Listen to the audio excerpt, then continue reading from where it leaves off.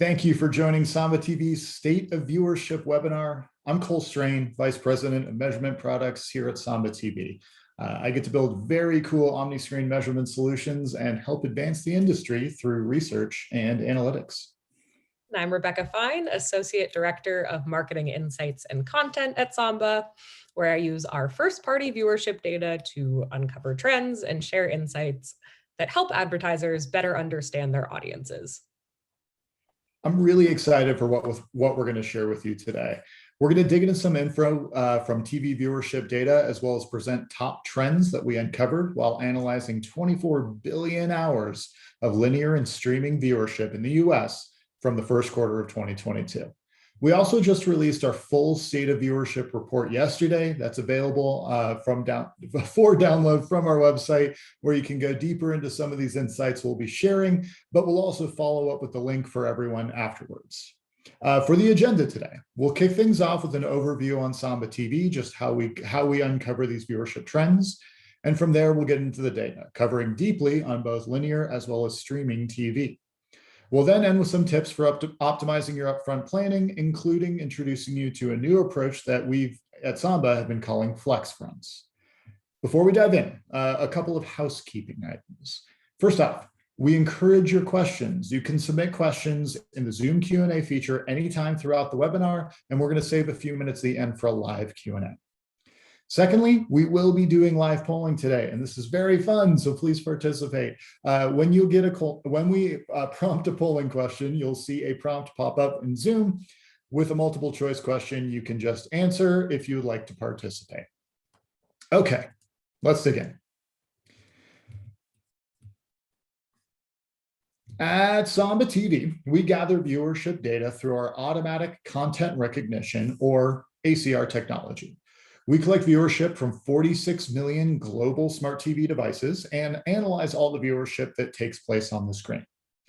All Samba households are opted in, and regardless of whether a household is flipping through channels on traditional linear or streaming on demand, our ACR technology is processing and understanding ad exposures as well as content viewership. Samba TV is the only independent TV ACR company, meaning we're not owned by a single TV brand. Instead, we're partnered with over 20 brands globally.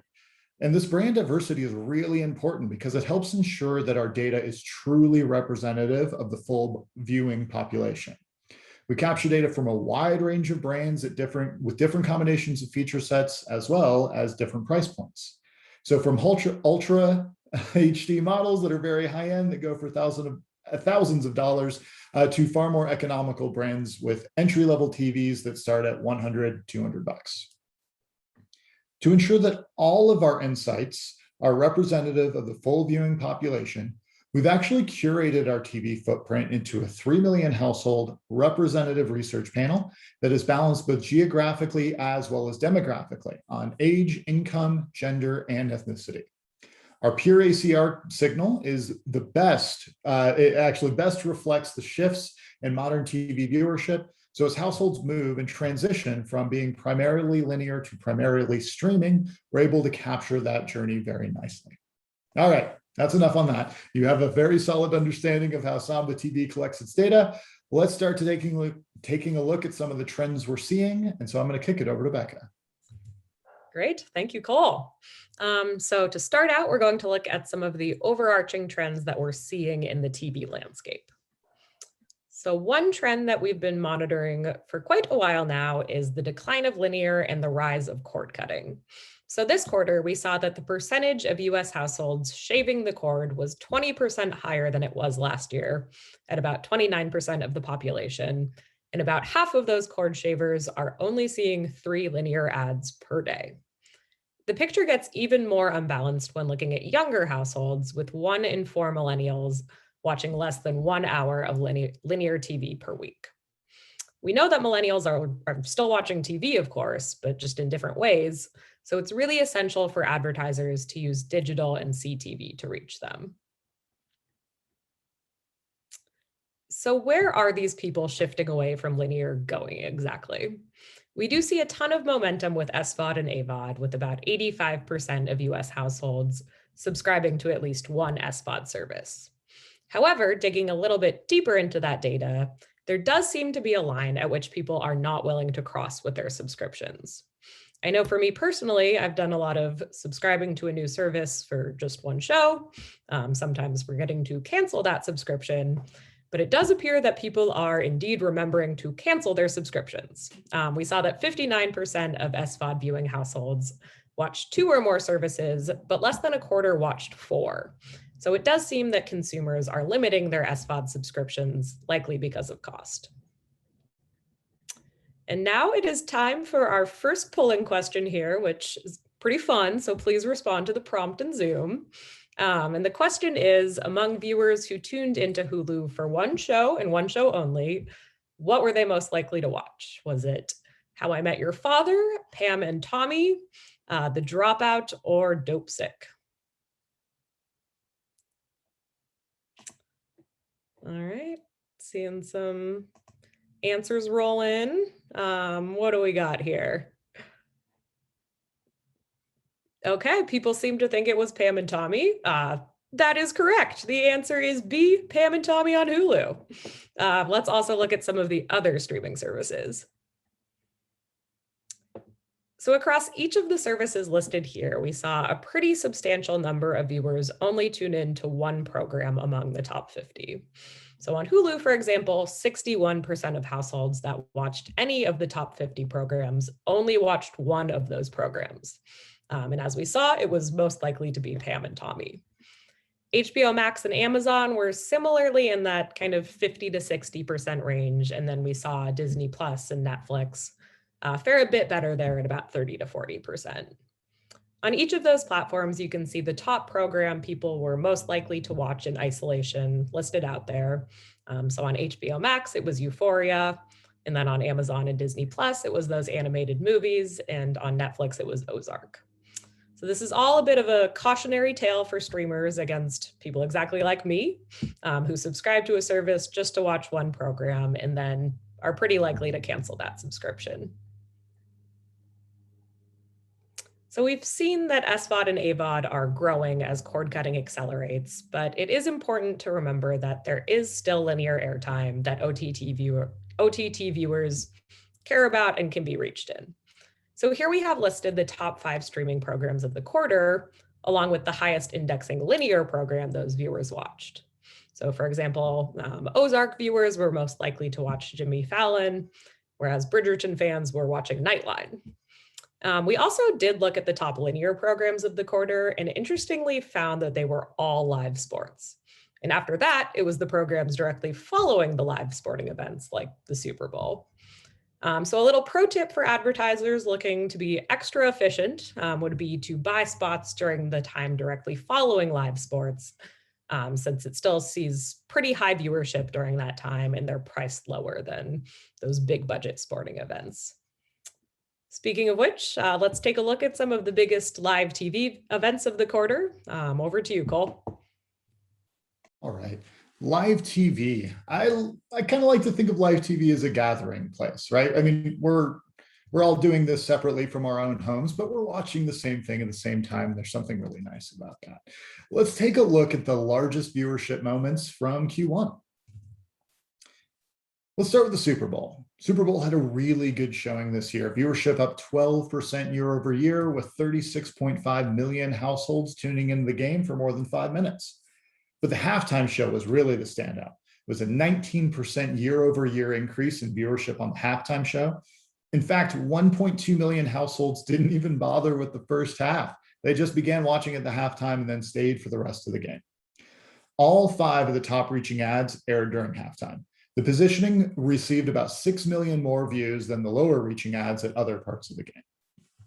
The Olympics, however, didn't have the same story. Total viewership of the game was down 11% from Tokyo 2020 or 2021, depending on how you're counting the years for the Olympics.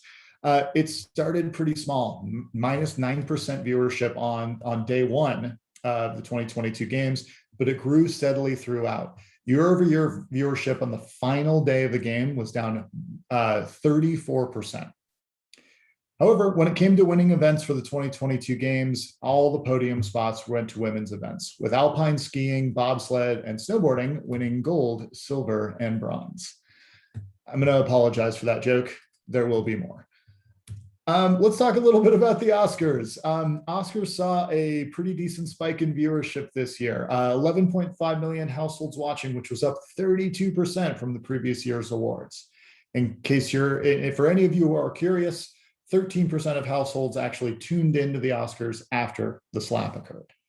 In my favorite Oscars data cut, however, it's how Best Picture contenders really benefited from bumps in viewership after the nominations were announced. This is easier than ever. Things are so available on streaming. It's really interesting to see how the news impacts the viewership behavior. As you're looking at the chart, I know that everyone's eye is drawn to Nightmare Alley. That's natural, but it's important to keep in mind that this actually debuted or premiered on streaming just a week before the Oscar ballots were released. So I'm not really counting that one fully as halo effect from the announcement. So in my view, the best halo effect from an Oscar nomination goes to Coda. That Coda landed 1/3 of its lifetime viewership in the weeks after the news. A huge benefit to that program because of the nomination announcement and ultimately the win.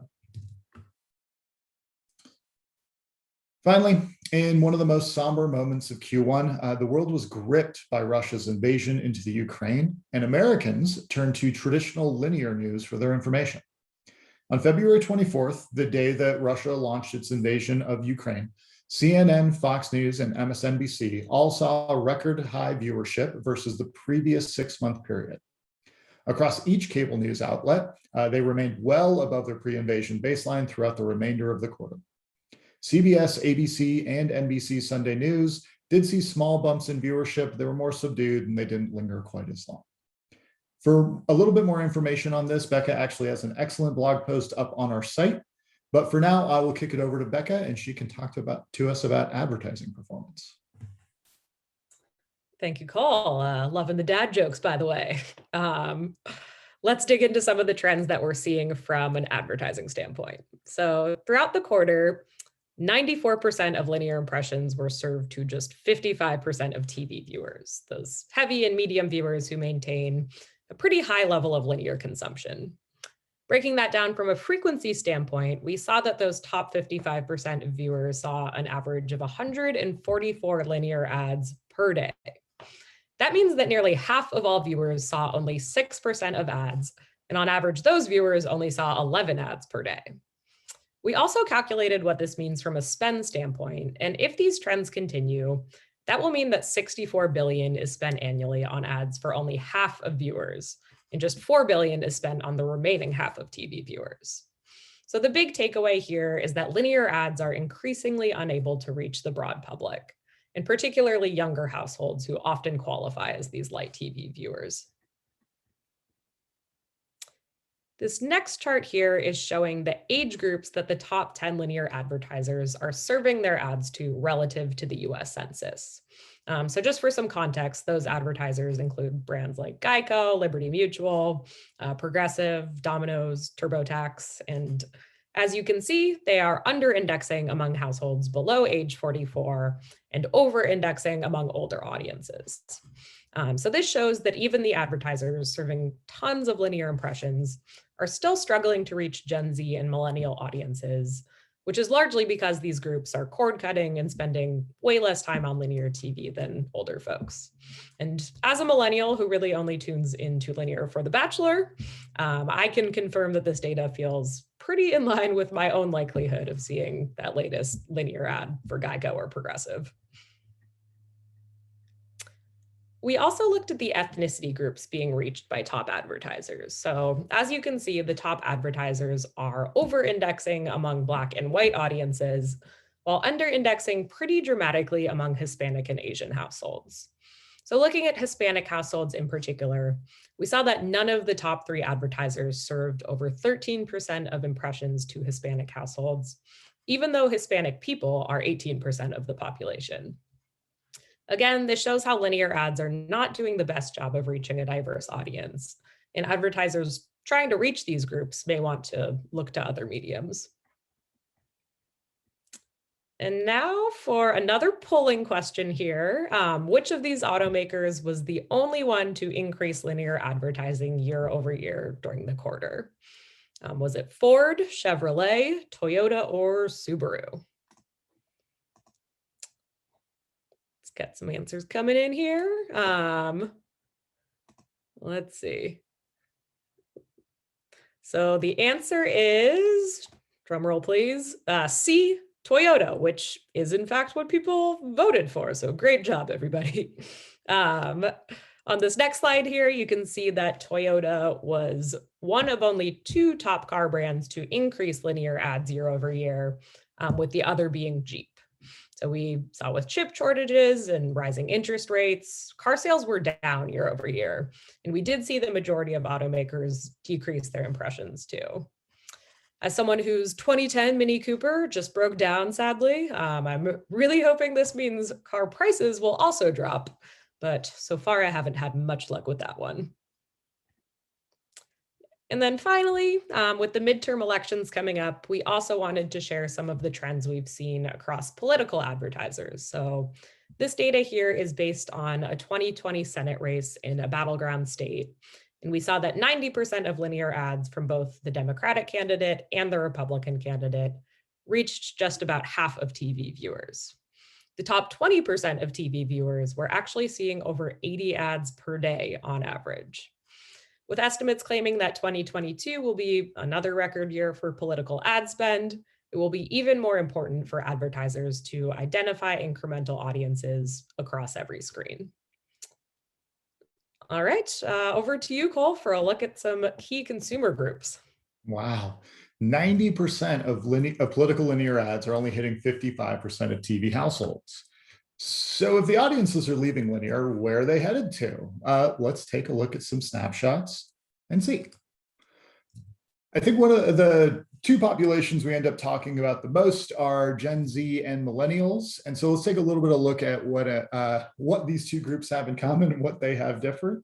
Millennials and Gen Z do have quite a bit in common when it comes to viewership. They're both watching live sports and they're both watching a lot of Netflix, though admittedly the content does vary quite a bit. When it comes to top advertisers, millennials are actually seeing much higher investment levels. Brands are serving close to 1/3 of their impressions to this demographic, while Gen Z is seeing lower investment levels from the top advertisers. However, these 2 groups are seeing about the same number of total ads. Both Gen Z and millennial heavy and medium TV viewers are getting around 140 ads per day. This indicates that Gen Z is receiving lower frequencies, but from a higher number of brands. I did want to call out, it might be surprising to see linear TV network TNT as a top 5 advertiser for Gen Z, as this is a demo largely known for foregoing cable. The network has made a play for this younger audience in a number of ways, including additions to their content such as All Elite Wrestling, as well as some younger faces on NBA commentary. So this does feel consistent with TNT's other tactics to attract viewership from this demo. Next, let's take a look at Hispanic households. The Hispanic demographic continues to attract advertiser interest, but we do continue to see this disparity in ads received based on viewership behavior. Heavier TV viewers get 120 ads a day. Lighter TV viewers get as few as 10. The top streaming service is Netflix for Hispanic households, so that doesn't really create an obvious answer for streaming reach for advertisers. The options essentially are get more creative with data-backed targeting strategies or wait for the Netflix ad-supported format to roll out. We do see top brands like Tylenol and Target topping the list of highest indexing advertisers. And interestingly, we do see the Department of Health and Human Services showing up as a top advertiser. Most of their ads this year have been focused on driving vaccine awareness. For my favorite moment of this particular state of viewership, a polling question. Which show was in the top 3 most watched for both conservatives and liberals in Q1?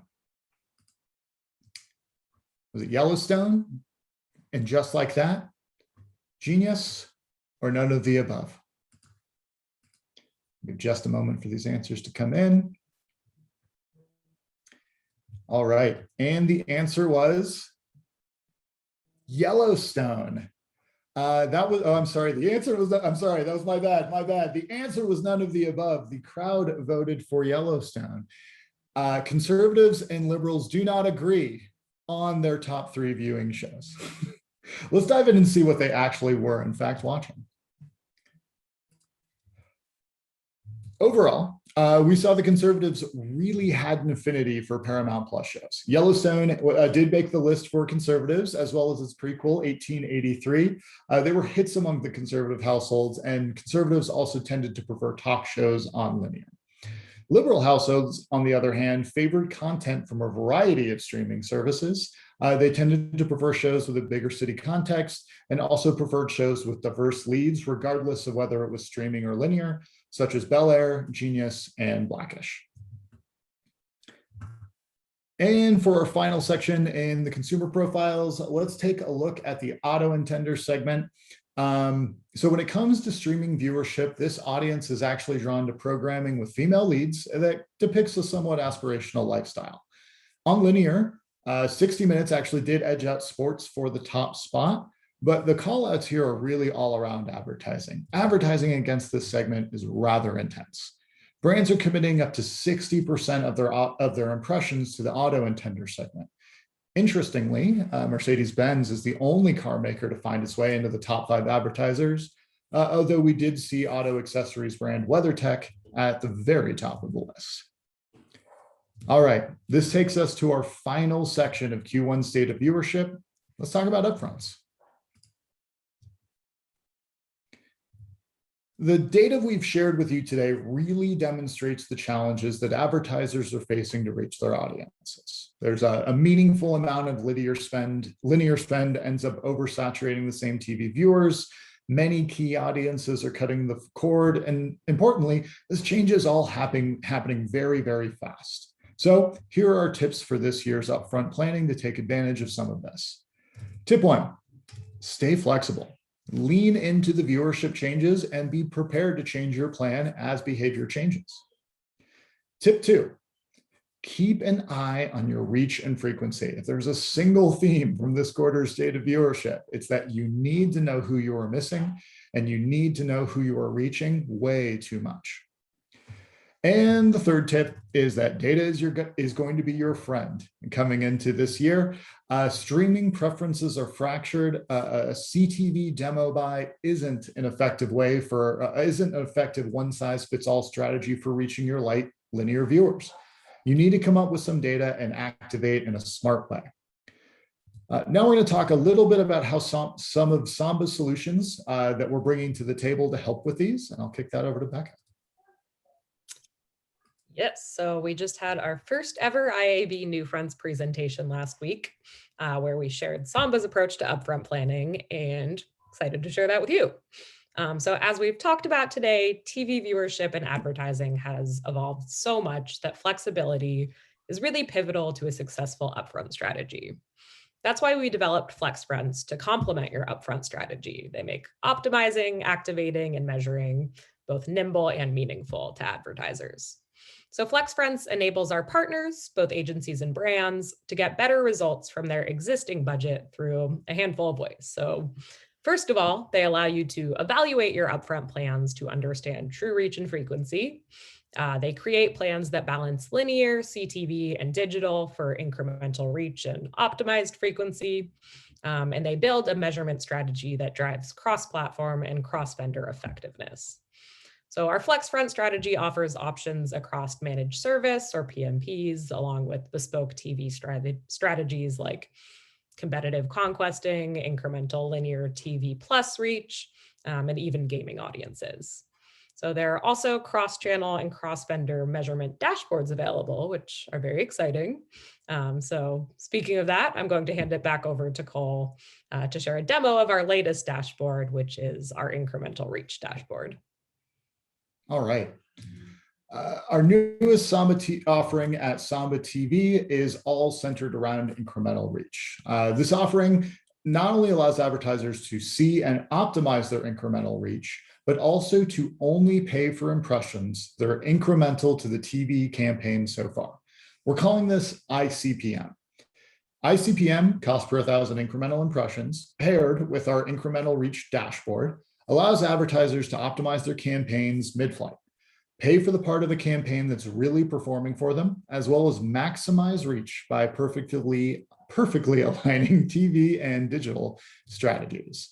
Let's jump ahead and we'll see what this dashboard looks like in action with an extremely brief video on what this would look like.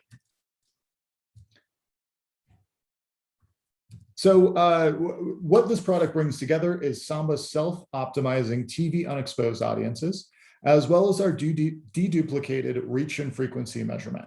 This helps create in-flight optimization that is both highly flexible as well as very performant. The goal is to fully align both the TV and digital strategies. We'd love to talk with you more about this, so if you do have questions, please reach out and we'd be happy to discuss. And that, my friends, brings us to the end of our Q1 State of Viewership presentation. We would now want to answer some questions. So please, if you've had questions throughout this, feel free to throw them into the Q&A.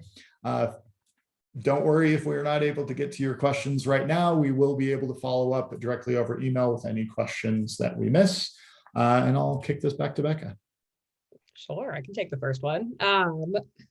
Okay, so love the insights. Do you also have international reports coming out? Thank you. I love the insights as well. And yes, we do have international reports coming out for the UK and Germany and Australia. We have measurement panels in each of those markets. So we do put together state of viewership reports for them.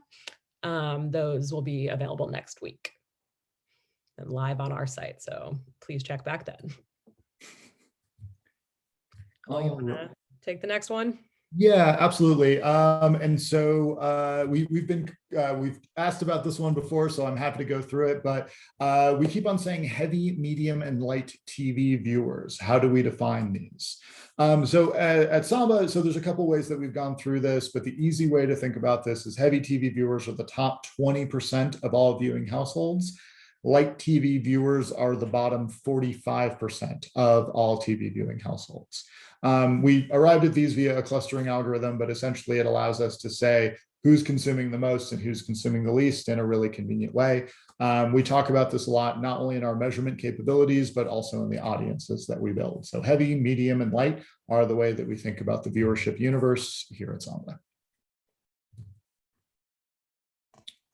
All right, up next, we got, where would you recommend measurement for my campaign? So we talked a lot about measuring reach and frequency, and I think that's a super important baseline for measurement. As Cole was saying, you got to understand who you're reaching, who you're entirely missing, who you're oversaturating. So I think that's the type of measurement that's really important for almost all clients. But then in addition to that, kind of depending on the goals of the campaign, there are a lot of other options as well. So there's attribution for website conversion, location visits, tune-in conversion for entertainment. We also measure brand lift. So love to kind of work with clients to understand their goals, what they're looking for with measurement, and then recommend specific solutions accordingly. All right, there are a few questions that we didn't have a moment to get to. Let me see if I can lightning round as many of these as we can before the clock strikes 30. So there are 46 million households that Samba has viewership data on globally, but most of our measurement and insights comes from our 3 million household measurement panel. This is balanced geographically as well as demographically down to the DMA level, so that all insights from the panel represent full national viewership. And that is going to be the last question we have time for. I'm sorry, everyone. We will get to your questions over email. Thank you so much for joining our State of Viewership today. Please follow up with us with any other questions that we didn't have time for today, or that you have after this. Thank you so much for your time, and we look forward to seeing you all again as we talk about our Q2 State of Viewership here in about 90 days. Thank you, everyone. Have a great week.